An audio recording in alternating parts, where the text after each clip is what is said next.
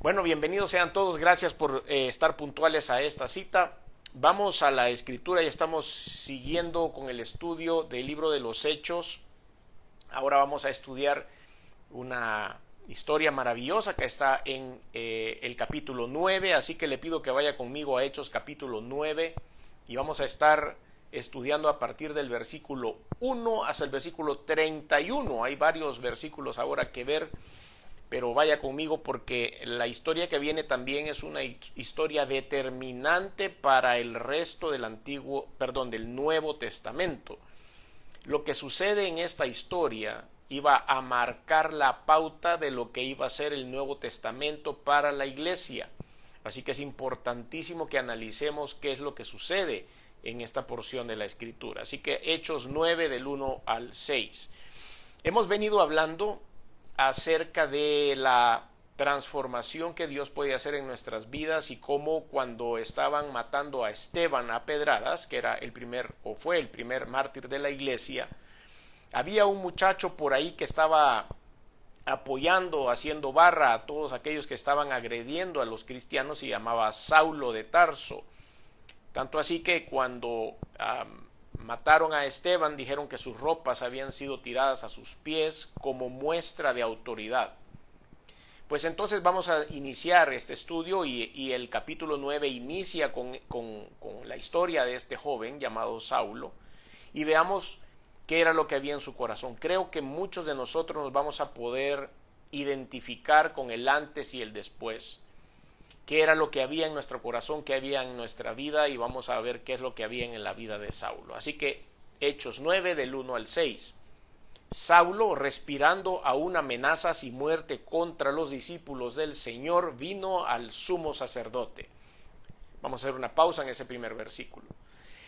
Esta porción detalla el sentimiento que había en el corazón de este muchacho llamado Saulo. Era muy determinado, era altamente competitivo, era muy estudioso, le gustaba prepararse, no le gustaba que le dieran mentiras, sino que él entender las cosas como sucedían y era bien determinado, era muy valiente. Y así lo vemos, desarrollando el rol para el cual lo habían entrenado y el cual tenían el llamado de hacer, y era perseguir a la iglesia que estaba naciendo, esta iglesia de alguien llamado Jesús. Y él había ido donde el sumo sacerdote, quiere decir que fue donde la máxima autoridad espiritual del pueblo de Israel. No fue donde un sacerdote, no fue alguien que le dijera así, no fue donde un fariseo, fue donde el sumo sacerdote, y el sumo sacerdote le dio permiso de hacer lo que él después iba a hacer. Entonces es bien importante ver el contexto en el cual las cosas estaban sucediendo. Este mensaje lo hemos titulado Porque Él vive. Los cristianos tenemos una ventaja grandísima sobre cualquier otro movimiento religioso, y es que nuestro Dios, el Dios al que adoramos, es el único que ha resucitado y está vivo. Todas las demás corrientes de pensamiento, todas las demás religiones, si quiere verlo así, o todas las demás deidades en las cuales los grupos religiosos alrededor del mundo creen, sus ídolos han muerto, están muertos o sencillamente no existieron. Jesucristo resucitó de los muertos y está vivo en este momento. Y porque Él vive, que es el título de este mensaje, es que usted y yo tenemos la oportunidad de la vida eterna. Es algo dinámico. Para las otras religiones o movimientos religiosos o movimientos, digamos, doctrinales, como sus líderes no viven, está escrito en sus palabras, en sus libros, en sus guianzas, en sus doctrinas, lo que ellos tienen que hacer y lo desarrollan. Por lo tanto, es un sistema muerto. Es un sistema que ya está escrito y no va a haber más que eso, y eso es todo lo que se va a poder alcanzar. Pero para aquellos cristianos que tenemos la bondad de tener vivo a nuestro Dios, somos un sistema orgánico que se reproduce, crece, mejora, se desarrolla, porque tenemos siempre delante de nosotros a nuestro Dios creador de los cielos y de la tierra, que vino a dar su vida por nosotros, abriendo el espacio para que obtengamos salvación eterna. Entonces, porque Él vive, siguen habiendo oportunidades, sigue habiendo nuevos chances para aquellos que quieren entregarse a Él, dejar una vida en contra de Dios y transformarse a una vida a favor de Dios. Y esto es exactamente lo que le pasó a Saulo. Entonces, vemos cómo él había venido al sumo sacerdote, versículo 2, y le pidió cartas para las sinagogas de Damasco, a fin de que si hallase algunos hombres o mujeres de este camino, con C mayúscula es el camino, los trajese presos a Jerusalén. Este camino al que se refiere la escritura con C mayúscula significa la fe en Jesucristo. Por eso está con mayúscula. Versículo 3. Mas yendo por el camino, ahora está con C minúscula. ¿Por qué? Porque ese sí era un camino, era una calle, era un sendero. Aconteció que al llegar cerca de Damasco, repentinamente lo rodeó un resplandor de luz del cielo, y cayendo en tierra, oyó una voz que le decía: Saulo, Saulo, Saulo, Saulo, Saulito, Carlos, Carlitos, José, Josecito, Chepito, Raulito, Claudita, Luisa, Luisita, Rosa, Rosita, cualquiera que sea el nombre al cual el Señor llame, que es el suyo y el mío, lo hace con amor, lo hace con resignación de decir: ¿por qué haces lo que haces? ¿Por qué te comportas como te comportas? ¿Por qué me haces lo que me haces? Eso es lo que en esta conversación el Señor le dice a Saulo: Saulo, Saulo, ¿por qué me persigues? Si usted resulta que está viendo este mensaje y no es cristiano, de hecho ha escrito o ha hecho videos en contra de los cristianos o en contra de Jesús, yo quisiera que usted se identificara con esta imagen mental de lo que está sucediendo en esta escena bíblica. El Señor se le presentó a Saulo, que lo estaba persiguiendo y matando cristianos, y le dijo: ¿qué te pasa? ¿Por qué peleas contra mí? Estoy seguro que Dios se va a manifestar ante muchas personas que atacan el cristianismo hoy en día, que atacan a los cristianos, y se va a parar delante de ellos y va a hacer lo mismo.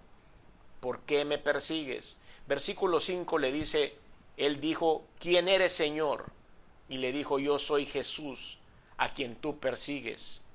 Dura cosa te es dar cosas contra el aguijón. Esta es una frase de la cultura hebrea que describe que alguien está, perdonen la expresión, pero agarrando a patadas una estaca. Nadie agarra a patadas una estaca, porque obviamente la estaca se va a incrustar en su pie. Entonces nadie va a agarrar a patadas a una estaca o a una espina. ¿Por qué? Porque va a salir herido. Esa es la connotación de esto. ¿Por qué me persigues? ¿Quién eres, Señor? Le dijo: yo soy el Jesús a quien tú persigues. Dura cosa te es tirarle patadas a las estacas. Él, temblando y temeroso, dijo: Señor, ¿qué quieres que yo haga? ¿A dónde estaba el gran hombre guerrero, el revoltoso, el fuerte, el competitivo, el sin temor, Juan sin miedo? ¿A dónde estaba en ese momento cuando Dios se muestra a nuestras vidas? No hay doctrina que valga, no hay valor que valga, no hay rebelión que valga. Cuando tenemos delante de nuestra presencia a la majestuosidad de Dios, como le estaba pasando a Saulo en este momento, no hay más que caer rendido a sus pies. Y eso nos ha pasado a muchos. Y eso le va a suceder a aquellos que ahora atacan, que aquellos que se burlan, aquellos que señalan, aquellos que persiguen a los cristianos, tendrán su oportunidad. Oramos para que así sea, que tengan la oportunidad de encontrarse con Jesucristo como lo hizo Saulo antes de morir. Y temblando y temeroso dijo: Señor, ¿qué quieres que yo haga? Y el Señor le dijo: levántate y entra en la ciudad y se te dirá lo que debes hacer. Entonces este mensaje está orientado a estas personas que persiguen a Jesús, pero no aquellos únicamente que lo persiguen abiertamente criticando o declarándose ateos o declarándose anticristianos, sino también el cristiano que crucifica a Jesús todos los días con sus actitudes. El no hacerle caso a Dios, el no ser obediente a Dios, el dejarlo a un lado, el no importar las cosas que Dios nos aconseja, es parte de esa misma rebelión, aun cuando nos hemos llamado cristianos. Ahora, hay un discipulado que tiene esta generación violenta en la que estamos viviendo hoy día. Y es, en el primer punto, es enseñar las ideas humanas que existen hoy en nuestro medio como ideas verdaderas y absolutas, y que no hay otra salida y que todo lo demás no sirve.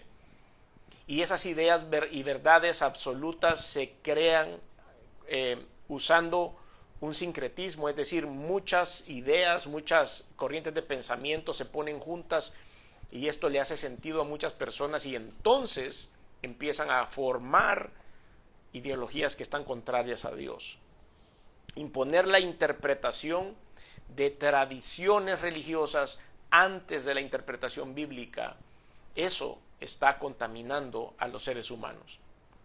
Decir que Jesús es impostor, decir que Jesús no era el Mesías, el Hijo de Dios, todas estas cosas que van tomando fuerza están discipulando a nuestras generaciones presentes. Fomentar el orgullo haciéndole ver como superiores a otros. Y como ustedes ven en lo que yo estoy hablando, estoy casi que describiendo la persona de Saulo. De hecho, Saulo quiere decir Saúl en latín y en hebreo, pero Saulo, estoy describiéndolo en este momento, fomentaba el orgullo haciéndose sentir superior a los cristianos en este momento. Hechos capítulo 7, versículo 58, que ya lo estudiamos en algunos días pasados, dice: y echándole fuera de la ciudad le apedrearon y los testigos pusieron sus ropas a los pies de un joven que se llamaba Saulo. ¿Recuerdan? Lo dijimos al principio, era como darle autoridad y decir, bueno, te presentamos las ropas de la persona que está presa, o en este caso la persona que había fallecido. Marcado por su nombre, porque ese nombre Saulo significaba en una traducción griega solicitado, o en hebreo Saúl, como les dije, era solicitado, él se sentía, así como su nombre lo decía, importante, y era por eso que él tenía el talante que tenía en ese momento y tenía la libertad de poder gritar en contra de los cristianos. Y esto, por supuesto, había sido marcado por la opinión pública, es decir, la opinión pública lo levantaba, le daba bomba, como dicen algunos, le daban gasolina para que él se sintiera más grande de lo que verdaderamente era. Hacerle creer que la violencia es una medida aprobada por Dios al ser autorizada por los religiosos, como estaba autorizando este sumo sacerdote. Si el sumo sacerdote lo autorizaba, entonces estaba autorizado por Dios el hecho de perseguir a los cristianos, y sabemos que eso no es así. Evangelio según San Juan, capítulo 16, versículo 2, dice: os expulsarán de las sinagogas y aún viene la hora cuando cualquiera que os mate pensará que rinde servicio a Dios. Y no lo es. ¿Cómo es de verdadero este versículo hoy día? Pero así era desde esos momentos hasta el día de hoy. Esto va a suceder. Aprobar el derramamiento de sangre por no estar de acuerdo con los cristianos. Él estaba aprobando ese derramamiento de sangre solo porque no estaba de acuerdo con lo que ellos hacían en ese momento y lo que nosotros hacemos ahora. Ya era entrar abiertamente a luchar contra Dios. Hechos capítulo 8, versículo 1, lo leímos también o lo estudiamos la semana pasada. Dijo: y Saulo consentía en su muerte, y en aquel día una gran persecución contra la iglesia que estaba en Jerusalén, y todos fueron esparcidos por las tierras de Judea y de Samaria, salvo los apóstoles. Esto lo estudiamos en la última reunión, en el último mensaje. Entonces en el original griego, consentir significa que él pensaba estar bien con, eso más o menos es la traducción, aprobar a alguien, tener agrado con otros, y esto es lo que él hacía. Dejar de crecer el odio dejar crecer el odio por el movimiento cristiano es una característica que hay hoy en día también, igual que la tenía Saulo. Y es por eso que en el versículo 1 de este capítulo 9 dice, respirando aún amenazas y muerte contra los discípulos. Esto no está alejado de la realidad de hoy.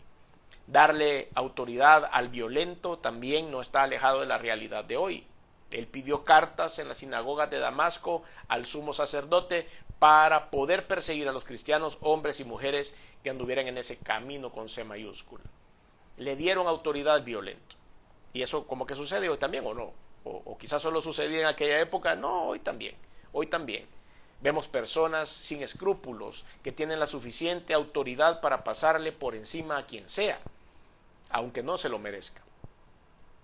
El discipulado de esta generación también puede ser un discipulado santo si nosotros continuamos. Y santo no quiero que se tome a mal, porque cuando decimos santo como que todo el mundo vuelve a ver para arriba, como que todos dicen santo. No, esa es una palabra muy fuerte para mí, porque nadie puede llegar a ser santo. Pero la Biblia dice que sí. Claro, estamos en una santidad progresiva, la cual no vamos a ser perfectos. Claro que no, estamos en un proceso de santidad. Eso es lo que dice la Biblia. Vamos a llegar a tener una santidad avanzada cuando estemos en la presencia de Dios, claro está. Pero la iglesia como iglesia empieza un proceso de santidad. Entonces hay un discipulado, o sea, nuestra batalla y por lo que estamos haciendo, esto que estamos haciendo y por qué estamos conectados como hoy estamos conectados, es porque nos estamos discipulando, aprendiendo de la Biblia lo que verdaderamente no debemos hacer. Sigamos leyendo un poco lo que dice esta porción. Hechos 9, ahora vamos del 3 al 9. Mas yendo por el camino aconteció que el lugar, al llegar cerca de Damasco, repentinamente le rodeó un resplandor de luz del cielo, y cayendo en tierra oyó una voz que le decía, Saulo, Saulo, ¿por qué me persigues? Y él dijo, ¿quién eres, Señor? Y le dijo, yo soy Jesús, a quien tú persigues, dura cosa te es dar cosas contra el aguijón. Él temblando y temeroso dijo, Señor, ¿qué quieres que yo haga? Hasta ahí habíamos llegado, y el Señor le dijo, levántate y entra en la ciudad, y se te dirá lo que debes hacer. Aquí ya empieza a envolver un poquito la fe con el susto, con el impacto, con la impresión de estar en la presencia de Dios, y él empieza a seguir indicaciones, y le dicen que tenía que levantarse y entrar en la ciudad, porque ahí va a encontrar las indicaciones que Dios le daría después. Vea cómo es la relación con Dios. Dios llegó, lo paró y le dijo, cálmate, deja de estarme persiguiendo. Con sola su presencia, Saulo cayó rendido, y la Biblia dice también que quedó ciego después de ese luzazo, si quiere verlo así, que tuvo de estar en la presencia de Dios. Y entonces dice, él empezó Dios no le dijo lo que tenía que hacer, Dios no le reveló lo que el apóstol Pablo después iba a alcanzar a hacer para el evangelismo mundial, sino que solo le dijo, ya cálmate, déjame de molestar. Y cuando él vio la presencia, inmediatamente le dijo, ¿qué querés que haga? Se convirtió en un segundo. Y después le dijo, aquí están tus instrucciones, conforme vaya pasando el tiempo vas a ir aprendiendo, porque vas a entrar en un proceso de santidad, que es el proceso justo que usted pasa, que es el proceso que yo estoy pasando, que es el proceso que todo cristiano debe pasar, pero para eso debe haber un encuentro personal con Dios. Entonces Saulo se levantó de tierra y abriendo los ojos no veía a nadie, así que llevándole por la mano le metieron en Damasco, donde estuvo 3 días sin ver y no comió ni bebió. El hombre que es el adversario de Jesús, que es el adversario del Evangelio, en algún punto de su vida se va a encontrar con Dios. Todos estamos rodeados, y cuando estamos rodeados, en algún punto vamos a tener que tener esa oportunidad de estar delante de Dios, pero hay mucha gente que rechaza, aun cuando se encuentran con Dios cara a cara, le dan la espalda, por haber creído la mentira como verdad, por no escudriñar la Biblia, sino que otros libros de otros dogmas, por el orgullo de creer conocer a Dios a su manera y conformar una imagen distorsionada de Dios personal, o por estar separado de Dios estando muerto espiritualmente. todo esto lo lleva a ser un adversario de Jesús. Pero la misericordia de Dios está ahí, aún para aquellos que están en contra de Él. Dios va a buscar a sus adversarios para mostrarles su amor. Se va a presentar cara a cara. No quiere decir por eso que iba a condenar a este Saulo, hombre malvado que persigue a la iglesia, sino que fue y lo confrontó, y eso es lo que pasa con nosotros. Dios busca a sus adversarios. Al repudiar y a dañar al cristiano, esa es también una oportunidad para ser llevado a la presencia de Dios. A los que no creen en Dios, a los blasfemos y todos estos, un día Dios se lo va a mostrar, y es mejor que él entienda qué es lo que tiene delante. El Señor les da la oportunidad que les conozcan. ¿Por qué? Porque Él vive, que es el tema para este mensaje. ¿Cómo es que el Señor les da la oportunidad que le conozcan? Es porque está vivo, es porque sabe que está sucediendo, es porque le da mantenimiento a su creación, es porque le interesa que ustedes y yo lleguemos a sus pies, para que crean en su persona, para que crean en su obra, para que experimenten al Jesucristo resucitado, al que está vivo. Y por eso se le presentó a Pablo, Saulo todavía, y ahí nos damos cuenta de cómo actúa Jesucristo en la vida de cada uno de nosotros. Eso no ha variado, sigue siendo igual. Quisiéramos tener una manifestación tan gloriosa como Pablo, pero hay otros diferentes, hay otras maneras distintas en las cuales Dios se puede manifestar a su vida, en las cuales no nos queda la menor duda que es Él quien está actuando. Versículo 4, y cayendo en tierra oyó una voz que le decía: Saulo, Saulo, ¿por qué me persigues? Y él dijo: ¿quién eres, Señor? Para darle la oportunidad del arrepentimiento, para eso habló con él, para que pueda creer en Jesús el Señor. Y él dijo: ¿quién eres? A ver, por favor, decime quién eres. Soy yo. Por esos que mataste. Esteban, al que predicaba, era mí. Esteban, por cual fue lleno del Espíritu Santo, era por mí. Esteban, eso que tenía tan extraordinario, era porque creía en mí, porque tenía fe y porque tenía la unción del Espíritu Santo. Ahora soy yo el que te dice a ti. Y probablemente Dios nos está diciendo lo mismo a cada uno de nosotros. Implica que Él es Dios, que Él es soberano, implica que Él es el dueño de nuestra vida, implica que Él es el juez de toda la tierra, que la absuelve o condena, que es el único que lo puede hacer y que lo va a hacer. Él va a tomar ventaja de ese poder y puede absorber, y Él tiene el amor tan grande de Dios para absolvernos y darnos la oportunidad de la vida eterna. Pero cuando la gente no quiere, entonces también los condena. ¿Por qué? Porque es un Dios justo. Alguien dice: sí, pero Dios es amor, ¿cómo es posible que va a mandar al infierno a las personas? Sí, Dios es amor, pero Dios es un Dios justo también. Y Él puso las reglas del juego, y las reglas del juego se deben cumplir al pie de la letra. ¿No conoce la letra? Lea la Biblia. Para cumplir la voluntad de Dios al pie de la letra y no quedar entre los condenados, sino entre los absueltos, hay que conocer qué es lo que Dios quiere. Entonces las evidencias de la conversión de una generación se dan indiscutiblemente en la autoridad que tiene espiritualmente la generación. Temblando y temeroso, dice el versículo 6, dijo: Señor, ¿qué quieres que yo haga? Y lo mandó a la ciudad. Y los hombres que iban con Saulo, versículo 7, se pararon atónitos oyendo a la verdad la voz, mas sin ver a nadie. Entonces Saulo se levantó de tierra y abriendo los ojos no veía nada. Vieron a estos hombres. Lo que sucedió tuvo testigos. Lo que le pasó a Saulo tuvo testigos, no fue único, no solo le pasó a él. Es decir, la relación era con él, la conversación era con él, las instrucciones eran con él, pero los que estaban al lado sacaron terminación, como dicen por acá. Sacaron terminación, ellos estaban ahí y oyeron, vieron. Bueno, dice acá que no vieron, oyeron todo lo que estaba pasando y quedaron atónitos también. Sabían que algo grande. ¿Ustedes creen que esos hombres no se convirtieron a Cristo? Claro que sí. Porque dice la Biblia: llevándole de la mano lo metieron en Damasco, donde estuvo 3 días sin ver y no comió ni bebió. Aceptar que estaba equivocado fue el primer gran paso de Saulo. Aceptar el señorío de Cristo fue el segundo gran paso de Saulo. La disposición de ser obediente para cumplir la voluntad de Dios. Entender lo que pasó. Tal vez no puede entender el modus operandi, no puede entender el proceso sobrenatural de la aparición de Jesucristo delante de él y su voz, pero entiende que pasó algo sobrenatural que solo puede venir de Dios. Después tuvo que salir una característica que no estaba en la vida de Saulo, que era la humildad y también el hambre de conocer más a Dios. Todo esto salió a consecuencia de encontrarse cara a cara con el Señor.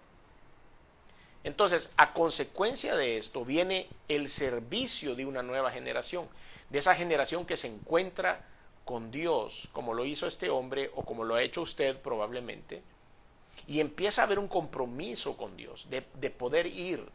Él hizo caso, le dijo, andate a tal lugar que ahí te van a dar instrucciones, y él fue a ese lugar. Hechos capítulo 9, versículos del 10 al 22, vamos a estudiar un poco más. Había entonces en Damasco un discípulo llamado Ananías, a quien el Señor dijo en visión, Ananías, y él respondió, heme aquí, Señor. Es importante esto porque el Señor le mandó un chat espiritual a Ananías, le escribió antes y le dijo, va a llegar ahí por tu lugar alguien que se llama Saulo. Entonces, claro, aquí el Espíritu Santo se manifiesta a través de una visión. Recuerde que hay sueños y hay visiones, son parte de las operaciones del Espíritu Santo. Y aquí había una visión. Una visión es un sueño despierto. Y dice, heme aquí, Señor, versículo 11. Mis disculpas porque creo que se cortó momentáneamente por baja señal acá en el hotel, pero ya estamos, hemos retomado esto.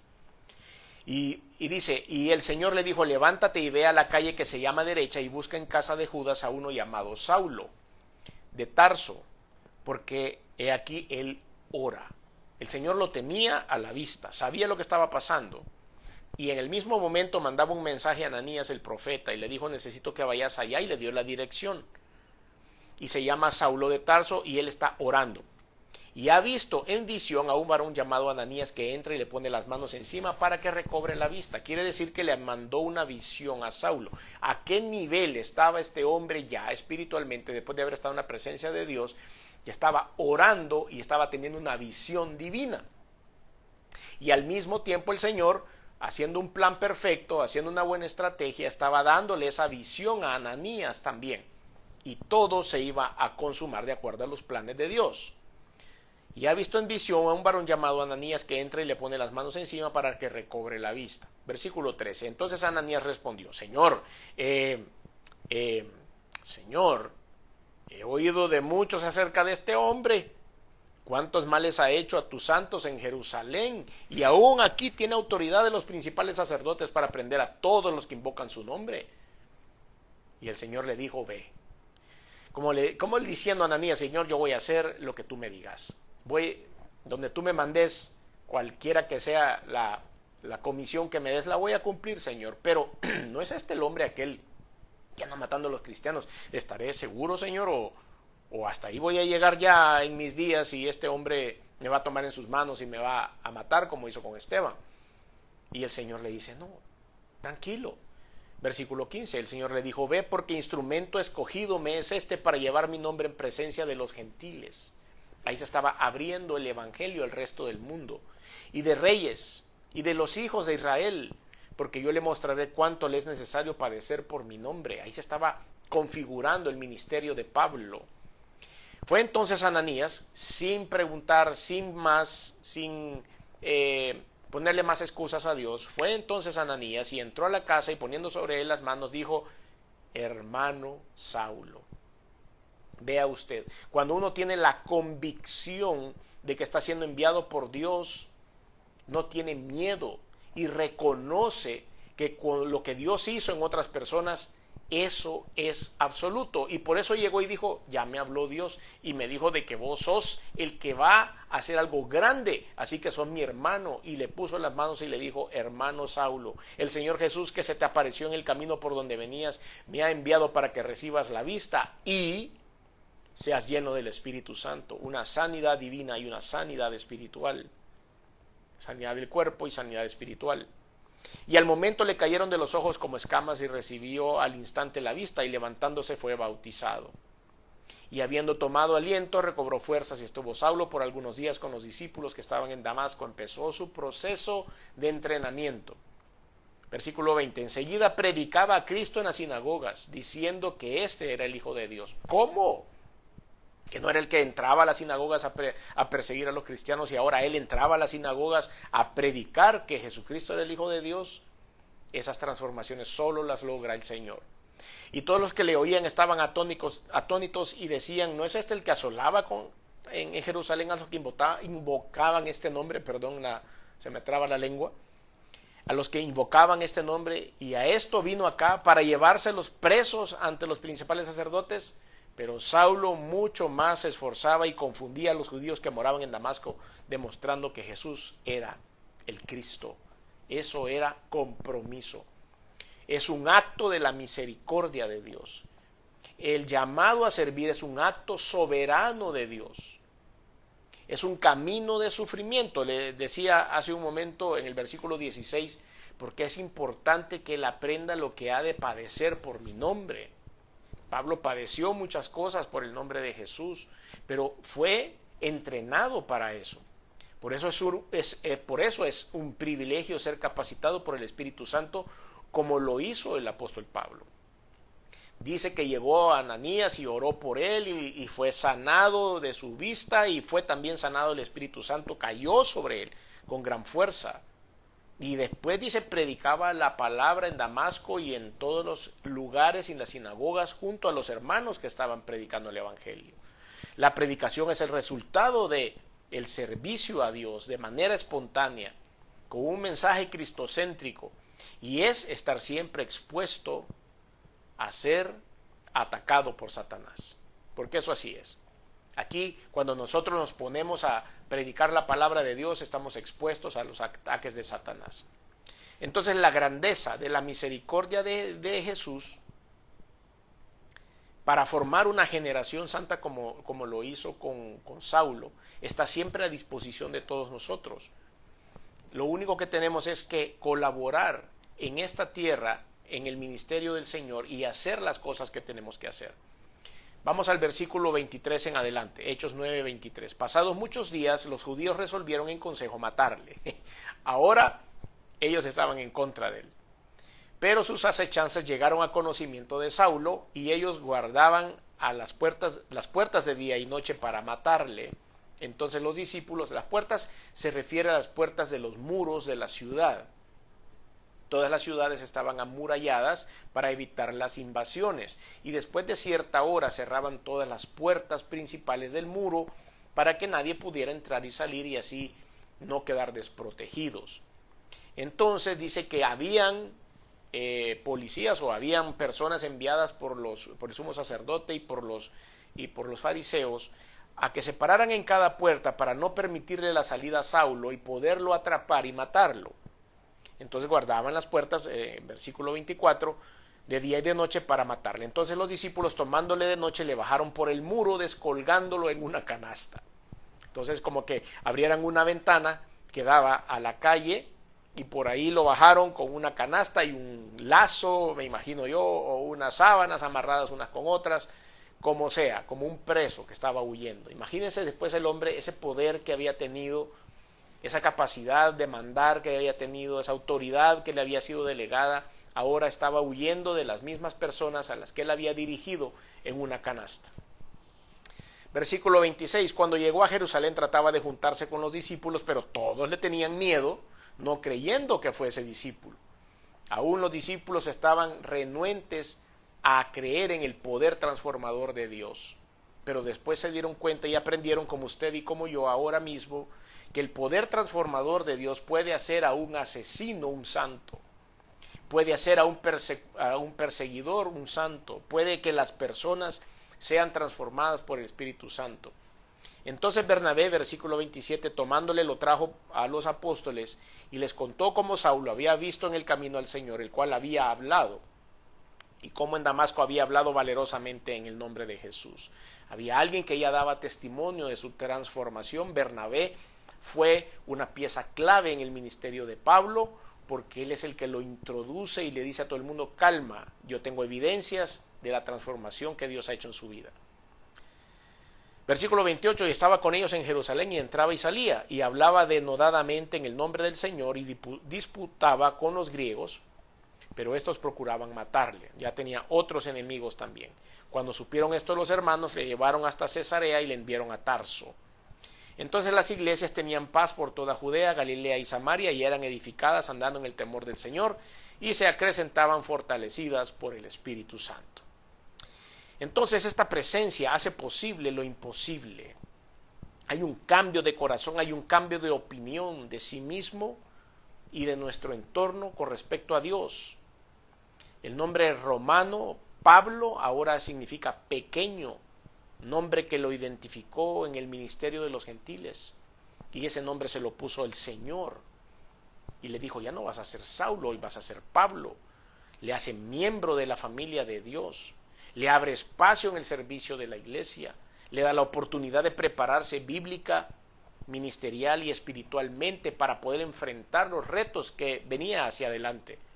Las dificultades se convierten en el abono del desarrollo espiritual de este hombre, y es por eso que Dios lo utiliza para ser uno de los escritores más grandes del Nuevo Testamento. Por supuesto, no lo hace escribiendo él sus propias ideas, sino lo hace inspirado por el Espíritu Santo. El Nuevo Testamento en sus 27 libros o epístolas, entre epístolas y evangelios, es la mayoría o muchas de ellas fueron escritas por el apóstol Pablo, inspirado por el Espíritu Santo, por supuesto.